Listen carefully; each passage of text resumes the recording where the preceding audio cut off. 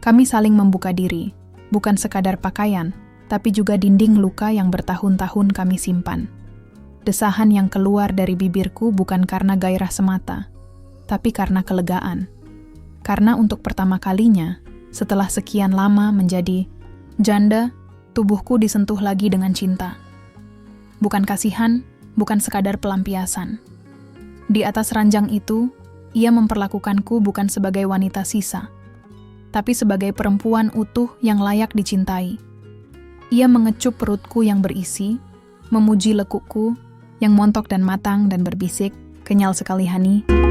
Namaku Hani. Usia sudah 45 tahun. Anak-anak sudah besar dan punya hidup masing-masing. Sejak suamiku meninggal 5 tahun lalu, aku menjalani hidup sendiri. Berat, memang. Tapi aku tidak bisa membiarkan kesedihan memelukku terus-terusan. Hidup harus tetap dijalani. Tubuhku memang tak ramping lagi seperti dulu. Tapi aku tetap merawat diri. Kata orang, wajahku masih ayu. Aku juga percaya, kecantikan itu bukan cuma soal tubuh, tapi bagaimana kita membawa diri. Sudah 2 tahun aku bekerja di rumah keluarga Pak Arman. Beliau sering keluar kota, dan rumah itu kini hanya dihuni anak tunggalnya, Mas Sony, Duda. Umurnya 40 tahun. Wajahnya tenang, matanya dalam, dan suara baritonnya kadang bisa bikin jantung ini sedikit berdebar. Tapi aku selalu jaga sikap. Tentu saja, aku hanya pembantu di rumah itu. Namun ada yang berubah beberapa bulan belakangan. Setelah aku menyadari bahwa dia sering memandangku lebih lama dari biasanya. Kadang-kadang, saat aku sedang menyapu taman, aku bisa merasakan matanya dari jendela lantai 2. Diam-diam mengamati. Tidak kasar, tidak mesum. Justru hangat, seolah dia penasaran. Awalnya aku tak menggubris. Tapi naluriku sebagai perempuan mulai bicara. Maka, iseng-iseng, kuambil kembali beberapa pakaian lamaku yang lebih pas badan. Bukan terbuka, tidak, tapi lebih ketat, lebih membentuk tubuhku yang montok ini. Kalau sedang menyapu halaman, atau menyiram bunga saat dia pulang kerja, aku memakainya. Lucunya, Mas Sony jadi lebih sering di rumah. Katanya, lebih nyaman kerja dari rumah. Kadang ia turun tanpa suara, dan aku baru sadar kehadirannya saat ia bicara di belakangku. "Bu Hani, kopi hangatnya seperti biasa ya." Aku mengangguk sambil tersenyum. Tapi dada ini makin sering bergetar. Aku tahu ini gila. Aku hanya pembantu. Dia majikan. Tapi, bukankah cinta tidak selalu datang pada saat yang logis? Suatu sore, hujan turun deras. Listrik padam. Rumah jadi gelap dan dingin. Aku sedang di dapur saat langkah kaki berat terdengar dari arah tangga. Tiba-tiba, ia muncul dengan lilin menyala di tangan. Wajahnya samar-samar disinari cahaya kecil itu. Senyumnya hangat, tapi matanya bicara lebih dari mulutnya. "Hujan-hujan gini, enaknya ada yang nyeduhin teh panas," katanya pelan. "Tapi kayaknya aku juga butuh teman ngobrol, Bu Hani." Aku hanya tersenyum pelan, lalu berkata, "Kalau Mas Sony nggak keberatan ngobrol sama pembantu, saya siap menemani." Dan begitulah, malam itu, kami duduk berdua di teras belakang. Hujan masih deras, dan obrolan kami lebih hangat dari teh yang kami pegang. Aku tidak tahu kemana arah hubungan ini. Tapi yang pasti, malam itu, aku mulai percaya bahwa hati manusia bisa bertemu dengan yang paling tak terduga di waktu yang paling sepi. Sejak malam hujan itu, suasana di rumah terasa berbeda. Ada getaran aneh yang mulai tumbuh di antara kami. Mas Sony tak lagi hanya menyapa sekadarnya. Ia sering turun ke dapur saat aku masak, menanyakan menu, membantu mengambilkan sendok, bahkan kadang duduk di meja, mengamatiku sambil mengaduk-aduk kopinya tanpa niat meminumnya. Aku suka lihat Bu Hani kalau lagi masak. Tenang, tapi hangat. Kayak aroma bawang yang baru ditumis, katanya suatu sore. Aku tersenyum, wajahku mungkin sudah semerah cabai di wajan. Tapi aku tahu, pujian itu bukan basa-basi. Hari-hari berikutnya, Aku sengaja memakai daster yang lebih membentuk lekuk tubuh. Tidak terbuka, tetap sopan. Tapi cukup untuk membuatku merasa diperhatikan. Saat aku membungkuk mengambil piring di rak bawah, aku bisa merasakan napasnya yang berat jika ia berdiri di dekatku. Tak satu kata pun diucap. Tapi udara di antara kami tebal dengan sesuatu yang tak terlihat. Suatu malam, lampu dapur mati. Hanya remang cahaya dari jendela taman yang masuk. Aku sedang membersihkan meja saat Mas Sony masuk, masih dengan kemeja putih dan rambut agak berantakan karena lembab. Ia mendekat, dan kami begitu dekat, hingga bahu kami nyaris bersentuhan. "Maaf." "Ya," katanya pelan. "Aku pulang telat, jadi belum sempat makan." Aku refleks mengambil nasi dan sup dari termos. Saat aku menyendokkan lauk, ia menyentuh punggung tanganku. Lembut. Tidak sengaja mungkin, tapi ia tidak menariknya segera. Aku menoleh pelan. Tatapan kami bertemu, hening, lama. "Hani," suaranya berat, sedikit serak. "Aku tahu kita berbeda, tapi aku juga tahu sudah terlalu lama aku sendiri." Aku ingin berkata sesuatu, tapi bibirku hanya terbuka sedikit, lalu tertutup lagi. Ia berdiri di belakangku, begitu dekat. Hawa tubuhnya terasa menelusup ke pori-pori kulitku. Tapi tak satu sentuhan pun ia lanjutkan. Hanya berdiri. Membiarkan kami berdua tenggelam dalam perasaan yang belum sempat diberi nama. "Kalau kamu tidak nyaman, aku akan jaga jarak," katanya lagi, lebih pelan. "Tapi kalau kamu merasakan apa yang aku rasakan," aku membalikkan badan pelan, menatapnya. Jarak wajah kami hanya sejengkal. "Aku tidak lari, Mas," kataku nyaris berbisik. "Tapi jangan buru-buru, biarkan hati ini saling bicara dulu." Ia tersenyum. Lalu mundur satu langkah, memberi ruang. Tapi sebelum pergi, ia berkata dengan suara rendah, "Terima kasih, sudah menghangatkan rumah ini dan hatiku." Malam itu, aku tidur dengan dada bergetar. Bukan karena dingin, tapi karena kehangatan yang akhirnya mulai menemukan celah di hatiku yang lama beku. Beberapa hari setelah malam itu, suasana makin berbeda. Bukan canggung, justru sebaliknya. Semacam getaran halus yang menggoda, seperti angin sepoi yang menyibak kerudung saat tak ada orang melihat. Hati ini mulai terbiasa deg-degan setiap mendengar langkah Mas Sony mendekat. Pagi itu, aku sedang menyetrika baju di ruang tengah. Dasterku sedikit basah di bagian dada karena keringat. Aku lupa kalau pintu ruangan terbuka. Tiba-tiba Mas Sony berdiri di sana, bersandar di kusen, hanya memakai kaos tipis dan celana pendek rumah. Rambutnya masih acak-acakan habis bangun tidur. "Hari ini panas, ya Bu Hani?" tanyanya dengan senyum miring yang tak bisa kujelaskan. Aku hanya mengangguk, pura-pura sibuk. Tapi aku tahu, matanya menyusuri tubuhku. Dari leher sampai pinggulku yang membulat karena posturku yang subur. Bukan tatapan yang kotor, tapi jelas. Penuh rasa ingin tahu. Kainnya nempel di badan ya, karena keringat, katanya pelan, nyaris seperti gumaman. Aku menelan ludah, lalu tertawa ringan. "Namanya juga emak-emak, Mas. Gampang gerah." Ia tertawa juga, tapi matanya tak lepas dariku. Lalu, tanpa aba-aba, ia menghampiri dan berdiri di belakangku. Aku bisa merasakan hawa tubuhnya di punggungku, hanya berjarak jengkal. Tangannya lalu maju, mengambil baju yang baru kuselesaikan setrikanya. Tangannya dan tanganku bersentuhan, lembut. Tapi ada getaran seperti aliran listrik kecil. "Maaf," ucapnya pelan, tapi tidak buru-buru menarik tangannya. Aku hanya diam, tapi tubuhku tak bisa berbohong. Nafasku mulai berubah, terasa sedikit lebih berat, dalam.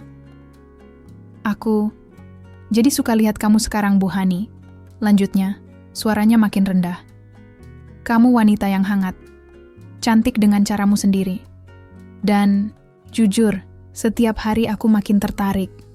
Aku memutar badan pelan, menatap matanya, Ada keberanian dalam hatiku sore itu. Mas Sony, saya bukan perempuan muda lagi. Saya janda. Tubuh saya tidak sempurna. Justru itu, katanya cepat, itu yang membuat kamu nyata. Saya tidak butuh yang sempurna. Saya butuh yang bisa membuat saya merasa pulang. Aku tak kuat menahan senyum, dan entah apa yang merasuki diriku, aku berkata lirih. Kalau Mas Sony benar-benar serius, jangan cuma pandang saya, peganglah hati saya dengan tanggung jawab. Ia mengangguk. Lalu, dengan pelan, ia meraih tanganku dan menggenggamnya. Hangat, tegas, tapi tidak tergesa-gesa. Di luar angin sore berembus dari sela jendela, menyapu rambutku pelan, seolah membisikkan bahwa jalan ini baru saja dimulai. Setelah genggaman tangan itu, sesuatu di dalam diriku berubah. Mas Sony tidak lagi sekadar majikan. Setiap kali aku menyajikan sarapan, menyapu teras, atau menyetrika bajunya, ada desir yang menyelinap di balik semua kesibukan itu. Bukan hanya karena dia sering memuji, tapi karena kini aku merasa hidup kembali. Suatu malam, aku membersihkan ruang tamu seperti biasa. Mas Sony turun dari atas dengan handuk di lehernya, tubuhnya basah habis mandi. Kaos oblong yang dikenakannya melekat pada dadanya. Aku pura-pura sibuk merapikan bantal, tapi mataku tak sengaja menoleh. Terlalu lama, ia menyadarinya. Bu Hani, katanya sambil mendekat. Apa saya ganggu? Aku menggeleng pelan. Enggak, Mas. Saya cuma belum selesai beresin ruang tamu. Ia tertawa pendek, lalu duduk di sofa, sangat dekat. Terlalu dekat. Dari duduknya, aku bisa mencium samar aroma sabun dan kulitnya yang baru mandi. Wangi, segar. Laki-laki sekali. Aroma ini ngingetin saya pada kenangan, gumamku pelan, tanpa sadar. Kenangan yang menyenangkan, tanyanya sambil menatapku, dalam aku diam, lalu tersenyum kecil. Mungkin, tapi rasanya terlalu lama dikubur. Mas Sony mencondongkan tubuhnya sedikit, mendekat. Kalau begitu, kenapa tidak dibangkitkan lagi? Kita sama-sama sendiri, sama-sama punya luka. Tapi kita juga sama-sama masih bisa merasa. Aku menatap matanya. Ia tidak main-main. Tangannya perlahan menyentuh rambutku yang kuselipkan ke belakang telinga. Sentuhannya lembut, seolah takut merusak. Tapi di balik kelembutan itu, aku bisa merasakan getarannya. Ia menahan sesuatu. Begitu pula aku. Mas, kalau kita melangkah lebih jauh, jangan setengah-setengah. Saya bukan anak remaja lagi. Saya butuh keyakinan. Bukan sekadar pelarian. Ia mengangguk pelan. Lalu mendekatkan wajahnya ke telingaku dan berkata dengan suara yang membuat kulitku merinding. Kalau aku peluk kamu sekarang, kamu akan menjauh? Aku menghela napas panjang. Tidak, Mas. Lalu tanpa aba-aba, ia mendekapku dari samping. Pelan tapi penuh. Tangannya melingkari punggungku, dan untuk pertama kalinya setelah sekian tahun, tubuhku kembali merasa diinginkan, dihargai, dipeluk bukan karena nafsu semata, tapi karena kehangatan yang tulus. Dadanya yang bidang menempel di lenganku. Nafas kami beradu, tapi kami tidak terburu-buru. Tidak ada ciuman, tidak ada desahan, hanya pelukan panjang di malam yang sepi. Pelukan yang mengisi lubang-lubang kosong di dada kami. Saat ia melepaskan pelukannya, matanya berkaca-kaca. Aku mau lebih dari ini, Hani, katanya pelan. Bukan malam ini, tapi nanti, ketika waktunya tepat, aku ingin kamu jadi satu-satunya. Aku menggigit bibir, menahan rasa yang hampir meledak. Kalau Mas sungguh-sungguh, saya akan menunggu. Tapi jangan terlalu lama. Hati saya sudah mulai membuka pintu untuk Mas. Malam itu, hujan turun lagi. Bukan gerimis, tapi hujan deras yang mengguyur genting dengan irama yang memabukkan. Udara terasa dingin menembus sela-sela rumah, meski pintu sudah kututup rapat. Aku baru saja selesai mencuci gelas ketika lampu tiba-tiba padam. Listrik mati, seperti malam beberapa waktu lalu. Tapi malam ini berbeda. Langkah kaki Mas Sony terdengar dari arah tangga. Perlahan tapi pasti. Ia muncul dengan senter kecil di tangan, mengenakan kaos longgar dan celana tidur. Rambutnya sedikit basah, entah karena hujan atau baru cuci muka. "Bu Hani, kamar di atas terlalu panas. AC mati, jendelanya belum sempat dibersihkan. Bisa saya numpang tidur di bawah malam ini?" Tanyanya sambil tersenyum kecil. Aku menelan ludah. Di ruang tamu, dia mengangguk. "Tapi, kalau Bu Hani tidak keberatan temani saya, di sini dingin sekali. Saya takut masuk angin. Aku tahu maksudnya bukan hanya soal cuaca, tapi aku tidak menolaknya. Kasur kecil di ruang tamu itu tidak luas, tapi cukup untuk 2 tubuh dewasa berbaring berdampingan. Kami tidur mengenakan pakaian tidur masing-masing, namun kedekatan tubuh kami membuat selimut yang membungkus terasa semakin hangat. Tangan kami bersentuhan. Lalu, perlahan ia menggenggam jemariku. "Hani," bisiknya di tengah gelap. "Boleh aku lebih dekat lagi?" Aku menoleh pelan. "Sudah sedekat ini, Mas. Masih kurang?" Ia tertawa pelan. Tangannya bergerak menyentuh pipiku. Lalu, tanpa suara, ia memelukku. Kepalaku bersandar di dadanya yang hangat. Jantungnya berdetak perlahan tapi kuat, dan aku bisa mendengarnya, merasakannya. Tangannya mulai mengelus punggungku. Lembut, sopan, tapi juga penuh makna. Ia tidak terburu-buru, tidak melampaui batas, tapi tubuh kami mulai saling bicara dalam bahasa yang hanya kami berdua pahami. "Tubuhmu hangat sekali, Hani," gumamnya. Aku sudah lama lupa rasanya berbagi selimut dan napas. Aku menggeliat pelan dalam pelukannya. Tubuhku yang gemuk, selama ini hanya kupeluk sendiri, kini terasa lebih utuh dalam dekapan laki-laki yang memandangku bukan dengan nafsu semata, tapi rasa. Jemarinya sesekali menyentuh leherku, lalu turun menyusuri lenganku yang penuh daging. Tak ada jijik di matanya, hanya kekaguman. Aku membiarkannya menyentuh, selama ia masih menjaga hormatnya. Dan ia melakukannya. Sentuhan demi sentuhan, tapi tak satu pun yang melanggar kesopanan. Kami berbaring saling menatap dalam gelap. Wajah kami begitu dekat. Nafasnya menyapu bibirku, tapi ia tak menciumku. "Hani," bisiknya. "Malam ini, aku tidak ingin lebih. Aku hanya ingin kamu tahu bahwa aku ingin jadi tempat pulangmu. Bukan hanya tempat bersandar saat lelah." Air mataku menetes. Tak ada yang lebih indah dari disentuh dengan rasa, bukan hanya raga. Aku mendekapnya lebih erat. Dan di bawah hujan yang tak kunjung reda, di atas kasur sempit yang saksi bisu, kami tertidur. Berpelukan, dengan hangat yang lebih dari sekadar suhu tubuh. Tapi hangat yang datang dari hati yang akhirnya bertemu setelah sama-sama lama tersesat. Malam itu seharusnya seperti malam biasa. Tapi entah kenapa, sejak sore, Mas Sony lebih banyak diam. Tatapannya dalam, pikirannya seperti tenggelam di tempat yang jauh.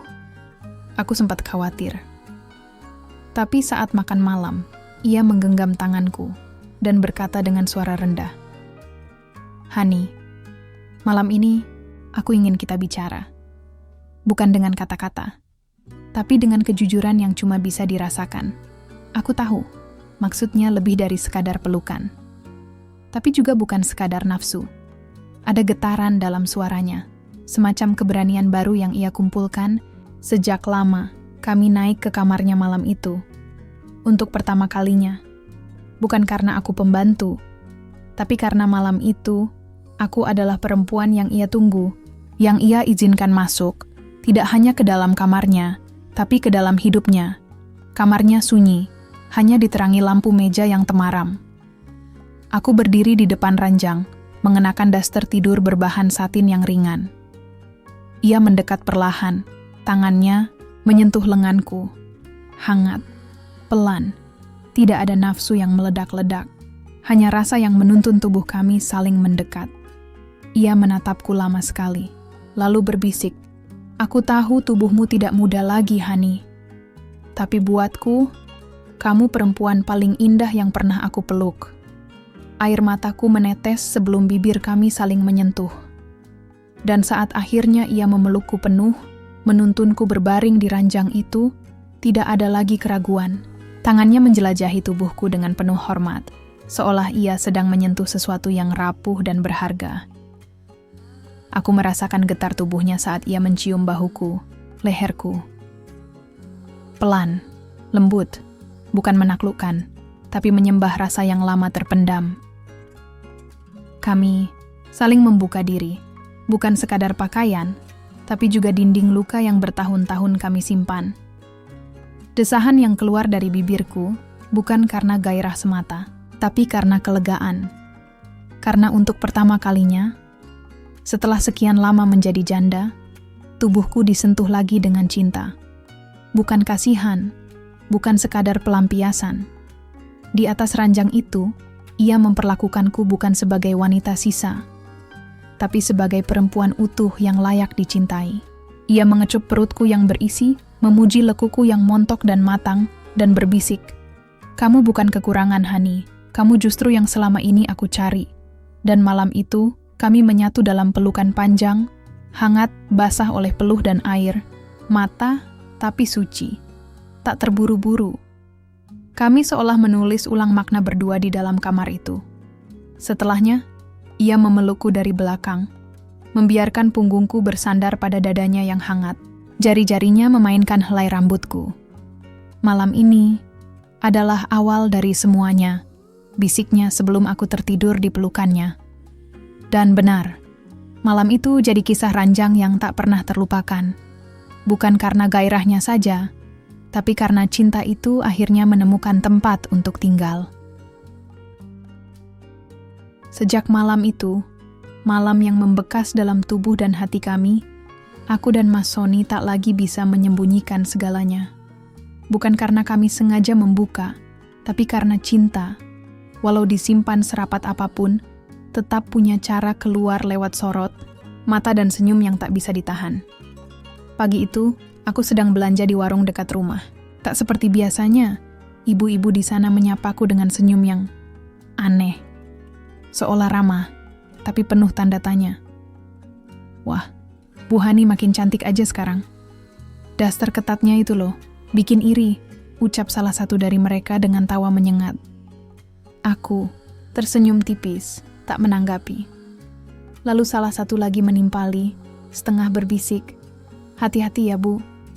Kalau terlalu betah di rumah majikan, nanti yang empunya rumah ikut kepincut."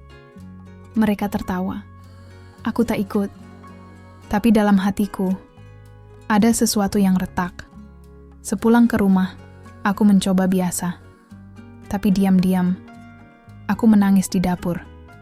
Bukan karena malu, tapi karena takut. Takut cinta kami yang tulus dinilai sebagai aib. Aku hanya pembantu.